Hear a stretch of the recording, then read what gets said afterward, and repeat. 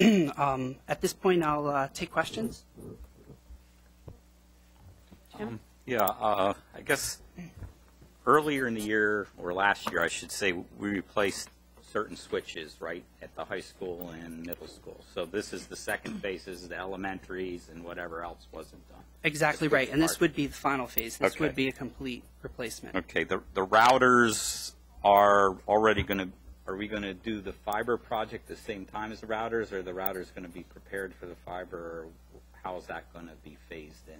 That's actually a very good question. That's something we've been taking a very hard look at, is that we are looking to upgrade our WAN in the district, which is the communication between buildings. And that has to be really looked at hard, because why invest in equipment we might not need, 6 months, 9 months from now. Unfortunately, the routers are going to be a reality in the network always, and the reason for that is the phone system. They act as a remote emergency survival recovery, essentially, system, whereas if the fiber is cut or the wide area network is cut and communication goes down between buildings, we can still communicate out over standard analog lines between those buildings. So they actually act as a gateway in the buildings. One of the reasons why I broke it down for the phone system, because they are essential to the phone system's operation. So what we try to do is scale down to routers that would suffice for the next 6 to 9 months, but might not be, the greatest. More of a real scaled down version that will work for us the long term. Have you approached Cisco and asked them, knowing that this is going to happen down the road, would they give you a higher trade-in value, or if they needed to be traded in, because obviously they're trying to sell this whole thing, and they may be acceptable to change out in 6 months or 9 months for that? Yeah, well, we're actually not going to switch these out in 6 or 9 months. Okay. These routers would stay in place to service that survival in case the fiber were cut. Okay, so you're talking additional routers for the fiber, essentially. Okay. Okay. Correct. Actually, the equipment we've chosen with the network switches will actually allow us to plug in direct, so we won't need anything additional to take the fiber in the future, just modules that will plug into the existing. That, obviously we're planning, and that's great. That's great. And with on those routers, just for a second, one of the things we also chose to do is try to get some of the modules that will allow us to pick up some more functionality in the future, like looking at possibly putting fax machines and things onto the network that we're not currently doing for future savings in the network. So try to take that investment and use it a little further.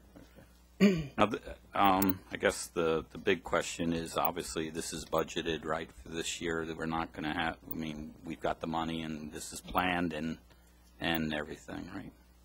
Yes, this is entirely under my Dennis budget. explained, but it rolls over 2 different budgets. At the end of this year's Yep, budget. and okay, that's fine. And then the last thing, obviously, is wireless networks are becoming big things these days, and I'm actually surprised that we need that many access points. There's no better antenna system or out there to give bigger umbrellas or whatever you want to call it. I mean, I don't know what the term is there for that. Yeah, quite honestly, this was the shocker for me myself. Yeah. I actually estimated this more at about 80 for the Right, district. right. The problem is Stony Brook is a good example. The amount of metal in the walls and the rebar there, the wireless assessment turned up the need for close to 23 just for that one building. Right. So our building constructions really dictate one almost every other room. Right. And then the other thing is, with this being a managed environment, the way that works is you have most of your base stations communicating about 60% of what they normally communicate. If one goes down, another one can immediately take over in that environment and stretch that area. So there is a little bit of redundancy in the wireless so that we can, look to the future and we don't have to come back to the project. Okay. Great. Thank you. Any other questions? There'll be a test on that, though. Right. After midnight. Well, it's just like Jeff talking legal stuff. I get to talk technology, Jeff gets to talk legal. I'm not sure if that's a compliment. I don't know. Thank you very much, Dennis. Each his own, We're all right? set. Thank you. So what board members will see is at a future meeting in June, probably the meeting on the 9th, you'll see the professional services agreement to the company, I believe it was E+, for the services related to that project. So thank you for your time.